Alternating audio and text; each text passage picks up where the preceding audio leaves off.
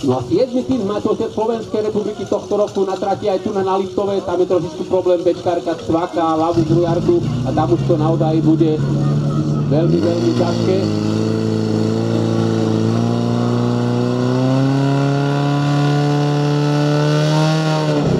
Uber. Rýchlo Uber, pretože tam už samozrejme to bolo od začiatku dosť problematické, nakoľko bola tak veľká chyba na základni, ktorú ste videli, tam už teda baba nechyba. No, ani necítili.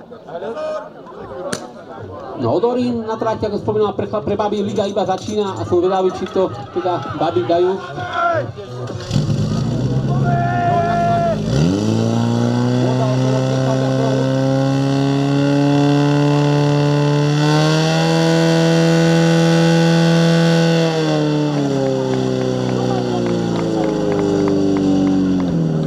Je tam biela vlajka a bolo to tesné, baby, ale nestačí. 17:30 a 17:01 na rýchlejšej ľavej strane. 17:30 teda momentálne druhé miesto, ak teda dobre pozeráme.